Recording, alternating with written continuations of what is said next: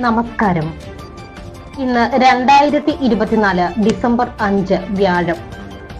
ദേശാഭിമാനി മുഖപ്രസംഗം. അവതരണം രമ്യ മനോജ്.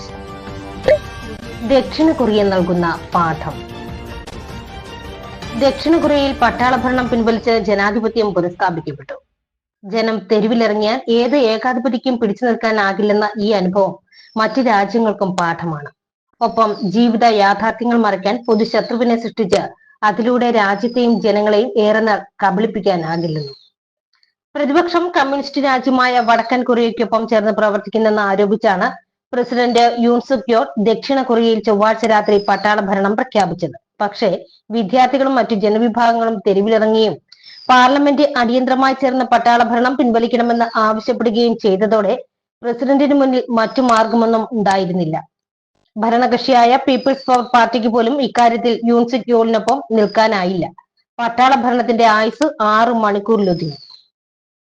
വടക്കൻ കൊറിയയാണ് പാശ്ചാത്യ മാധ്യമങ്ങൾക്ക് ഇരുമ്പുമറയും ഏകാധിപത്യവുമെങ്കിലും സത്യത്തിൽ ദക്ഷിണ കൊറിയയ്ക്കാണ് ജനാധിപത്യ ധ്വംസനങ്ങളുടെയും പട്ടാള അട്ടിമറികളുടെയും ചരിത്രം കൂടുതലുള്ളത്. 2ാം ലോകയുദ്ധത്തിൽ അമേരിക്കയുടെ കൈവശമുണ്ടായിരുന്ന കൊറിയൻ ഭാഗമാണ് പിന്നീട് ദക്ഷിണ കൊറിയയായി മാറുന്നത്. സോവിയറ്റ് യൂണിയന്റെ കൈവശമുണ്ടായിരുന്ന ഭാഗം വടക്കൻ കൊറിയയും. ഐക്യ കൊറിയയെക്കുറിച്ചുള്ള ചർച്ച പരാജയപ്പെട്ടതിനെ തുടർന്ന് 1948 ദക്ഷിണ ഭാഗം റിപ്പബ്ലിക് ഓഫ് കൊറിയയായി മാറി. 1950 ഉത്തര കൊറിയയുമായി യുദ്ധം തുടങ്ങി. 1953 അവസാനിച്ചു. 1960 സിങ്മാൻ റിയുടെ നേതൃത്വത്തിലുള്ള ആദ്യ റിപ്പബ്ലിക് ഓഫ് കൊറിയ അട്ടിമറിക്കപ്പെട്ടു. പട്ടാള മേധാവിയായിരുന്ന പാക് ചുങ് ഹിയുടെ നേതൃത്വത്തിൽ 1961 നടന്ന അട്ടിമറി 2ാം റിപ്പബ്ലിക്കിന് അന്ത്യം കുറിച്ചു. തുടർന്ന് 1979 അട്ടിമറി പാർക്കിന്റെ വധത്തിൽ കലാശിച്ചു. വീണ്ടും 3 അട്ടിമറി നടന്നു. 1987 ജനാധിപത്യ സമരത്തെ തുടർന്നാണ് പട്ടാള ഭരണം അവസാനിപ്പിച്ച് നിലവിലെ 6ാം റിപ്പബ്ലിക് രൂപീകരിച്ചത്. അമേരിക്ക പോലെ പ്രസിഡൻഷ്യൽ ഭരണ സമ്പ്രദായം നിലനിൽക്കുന്ന ദക്ഷിണ കൊറിയയിൽ പക്ഷേ പാർലമെന്റിന് പരിമിതമായ അധികാരം മാത്രമാണുള്ളത്. 2022 യൂൺ പ്രസിഡന്റ് ആകുന്നത്, അതും കേവലം 1% വോട്ടിന്റെ വ്യത്യാസത്തിൽ. തുടർന്ന് കഴിഞ്ഞ ഏപ്രിലിൽ നടന്ന 300 അംഗ പാർലമെന്റ് തെരഞ്ഞെടുപ്പിലാകട്ടെ പ്രതിപക്ഷ ഡെമോക്രാറ്റിക് പാർട്ടിക്ക് 190 സീറ്റ് ലഭിച്ചു. മാത്രമല്ല വിലക്കയറ്റവും രാജ്യത്തിന്റെ കറൻസിയായ വോണിന്റെ മൂല്യത്തകർച്ചയും സമ്പദ് വ്യവസ്ഥയെ പ്രതിസന്ധിയിലുമാക്കി. ഇത് ജനങ്ങളിൽ വൻ പ്രതിഷേധം വളർത്തിയിട്ടുണ്ട്. അടുത്ത വർഷത്തേക്കുള്ള യൂണിന്റെ നിർദ്ദിഷ്ട ബജറ്റ് 6.77 ലക്ഷം കോടിയിൽ നിന്ന് പാർലമെന്റ് ഏകദേശം 4000 കോടി വോൺ വെട്ടിക്കുറച്ചിരുന്നു.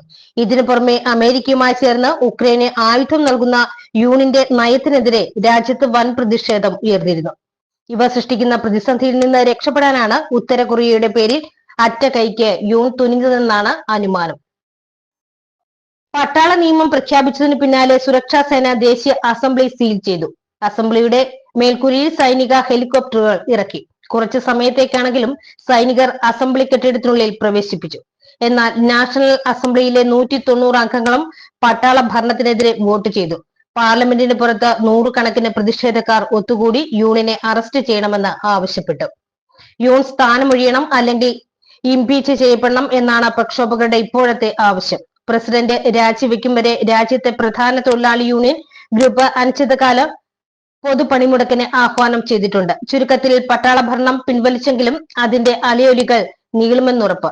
പട്ടാള അട്ടിമറി നീക്കത്തെ അമേരിക്ക അപലപിച്ചിട്ട് പോലും ഏറ്റവും വലിയ ജനാധിപത്യ രാജ്യമായ ഇന്ത്യയിലെ ഭരണാധികാരികൾ വായ തുറന്നില്ലെന്നത് ആശ്ചര്യജനകമാണ്. ഇത് ജനാധിപത്യത്തോടുള്ള പുറംപൂച്ചാണ് വ്യക്തമാക്കുന്നത്. ദേശാഭിമാനി മുഖപ്രസംഗം ഇവിടെ പൂർണ്ണമാകുന്നു. നന്ദി, നമസ്കാരം.